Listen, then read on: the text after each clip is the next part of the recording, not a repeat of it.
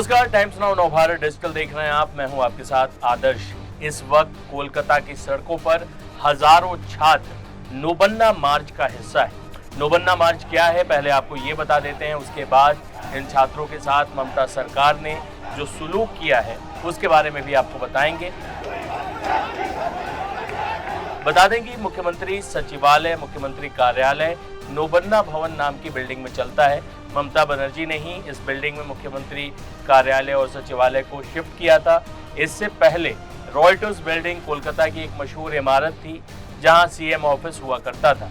अब इसी नोबन्ना भवन पर छात्रों ने चढ़ाई करने के लिए, अपना विरोध प्रदर्शन करने के लिए और कोलकाता में जो हैवानियत हुई है उसको लेकर अपना विरोध दर्ज करने ममता बनर्जी से इस्तीफे की मांग को लेकर छात्रों ने एक प्रोटेस्ट आयोजित किया था। छात्र हावड़ा ब्रिज तक पहुंचे ही थे कि 6000 से अधिक की संख्या में पुलिस बल और सिक्योरिटी फोर्सेस को तैनात किया गया था। छात्रों के ऊपर वाटर कैनन छोड़ा जाता है, छात्रों को आंसू गैस के गोलों से घायल किया जाता है, पुलिस उन पर बल का प्रयोग करती है। और आप ये देख सकते हैं विजुअल्स में कि किस तरह पुलिस ने पूरी ताकत लगाई शांतिपूर्ण प्रदर्शन कर रहे छात्रों के खिलाफ। इसके बाद ये मामला जो है और उग्र हो जाता है। छात्र हालांकि नोबन्ना भवन तक तो नहीं पहुंच पाए, लेकिन इस पूरे प्रदर्शन ने ममता सरकार की कलाई भी खोल दी है। ममता सरकार किस तरह से विरोध करने वाले, प्रदर्शन करने वाले छात्रों से निपट रही है, इसकी भी कलाई खुलती नजर आ रही। इस बीच पश्चिम बंगाल की जो मुख्य विपक्षी दल है भारतीय जनता पार्टी, उसने कल एक पूरे दिन का बंगाल बंद का आयोजन किया है ममता सरकार की इन नीतियों के खिलाफ। और ममता सरकार जिस क्रूर तरीके से, उनका कहना है, पेश आ रही है छात्रों से, विरोध करने वाले तमाम लोगों के खिलाफ जो कदम उठाए जा रहे हैं, विपक्षी दल उससे खासा नाराज है। आपको बता दें कि ये जो नोबन्ना भवन है ये ममता बनर्जी का मुख्यमंत्री सचिवालय है। इसमें ये एक बंगाली शब्द से बना है। नोबन्ना असल में जब नई फसलें आती हैं, नया अन्न आता है, उससे ये नाम मिला है उसको। नोबन्ना को बंगाली में अगर आप इसको संधि विच्छेद कर देंगे तो नए अन्न से इसका अर्थ निकलता है, जो इसका शाब्दिक अर्थ। इस वक्त जो छात्र निकले हैं सड़कों पर, वो लगता है कि वो नई हुकूमत चाहते हैं। वो ममता दीदी के रवैये से तंग आ गए। हालांकि हमें ये नहीं भूलना चाहिए, ममता बनर्जी ने लगातार ये कहा है कि उनकी सरकार को अस्थिर करने के लिए ये साजिशें हो रही हैं। लेकिन सवाल ये है कि कोलकाता के आरजीकर मेडिकल कॉलेज में जो उस छात्रा के साथ, मेडिकल स्टूडेंट के साथ हुआ, ट्रेनी डॉक्टर के साथ जो हुआ, और उसके बाद जिस तरीके से वहाँ सबूतों के साथ छेड़छाड़ की गई, जिस तरीके से क्राइम सीन को प्रभावित किया गया, जिस तरीके से वहाँ के प्रिंसिपल को लेकर कई सारे सवाल उठ रहे हैं, वहाँ के स्थानीय प्रशासन को लेकर सवाल उठ रहे हैं, यहाँ तक कि जो मुख्य आरोपी संजय रॉय पकड़ा गया है, उसकी बाइक कोलकाता पुलिस के कमिश्नर के नाम पर रजिस्टर्ड मिलती है। तो इस तरह की चीज़ें जब सामने आ रही हैं, उसके बाद ही सरकार ने, कोर्ट ने खासकर ये मामला सीबीआई को सौंप दिया। अभी भी इस मामले में क्या परिणाम निकलता है, रेप का आरोपी एक है कि ये मामला गैंग रेप का है, कई ऐसे मुद्दे हैं। आपको बता दें कि इस मामले में जब सुप्रीम कोर्ट में सुनवाई हुई थी तो सुप्रीम कोर्ट ने भी ममता सरकार के वकील कपिल सिब्बल को खरी खोटी सुनाई थी। सुप्रीम कोर्ट ने भी प्रिंसिपल से लेकर पुलिस कमिश्नर के रवैये पर, उनके अप्रोच पर सवाल उठाया था।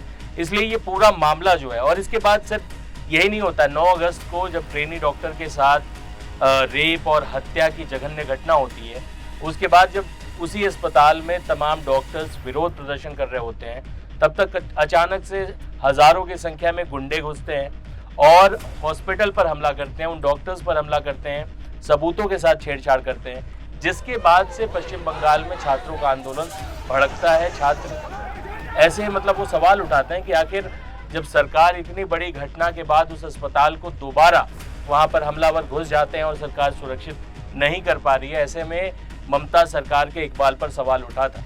लेकिन ममता बनर्जी जो खुद अपने तेज तर्रार तेवरों के लिए जानी जाती हैं, उन्होंने छात्रों के विरोध प्रदर्शन के विरोध में एक और प्रदर्शन शुरू कर दिया। यानी कि एक तरफ तो छात्र सड़कों पर नोबन्ना मार्च के लिए प्रोटेस्ट पर उतरे हुए हैं, दूसरी तरफ इन छात्रों के खिलाफ अब टीएमसी के सत्ताधारी दल के लोग उतर गए और वो छात्रों के खिलाफ अब प्रोटेस्ट कर रहे हैं। तो एक प्रोटेस्ट का बदला अगर सत्ताधारी दल प्रोटेस्ट से देने लगे तो आप समझ जाइए कि पश्चिम बंगाल में फिलहाल कानून व्यवस्था की क्या स्थिति है और सरकार की किस तरह की मानसिकता है।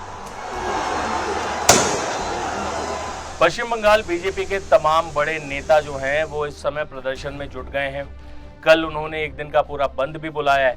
देखने वाली बात होगी कि ममता बनर्जी अपना रुख नरम करती हैं या नहीं करती हैं, छात्रों के प्रतिनिधि मंडल से वो मुलाकात करेंगी या नहीं। हालांकि ममता बनर्जी की राजनीति को जो लोग जानते हैं, उनके तेवरों का जो अध्ययन करते हैं, उनका मानना यह है कि ममता बनर्जी अपने रुख में नरमी लाएंगी, इसकी संभावना बेहद कम है।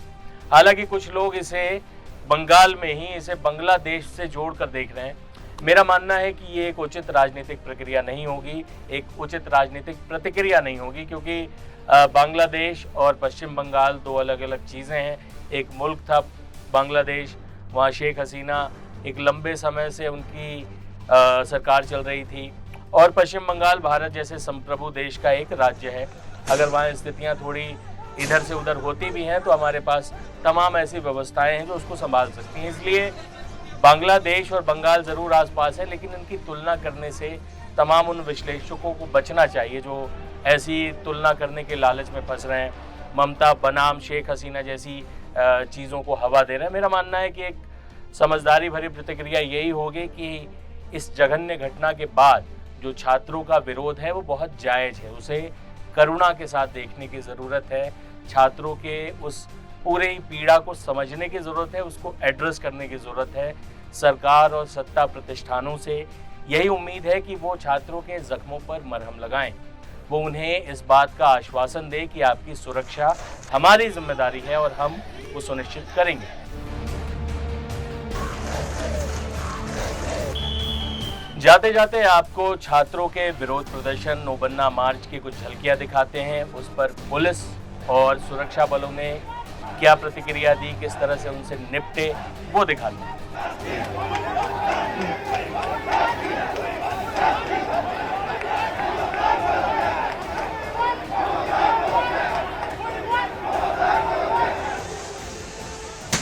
कोलकाता में हो रहे इस पूरे घटनाक्रम पर आपका क्या सोचना है? इस प्रोटेस्ट को लेकर आप क्या मानते हैं? आप किस तरफ खड़े हैं?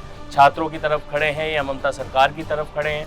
क्योंकि दोनों तरफ अपने अपने तर्क दिए जा रहे हैं। अपनी बात, अपनी राय हमें कमेंट बॉक्स में लिखकर ज़रूर बताएं।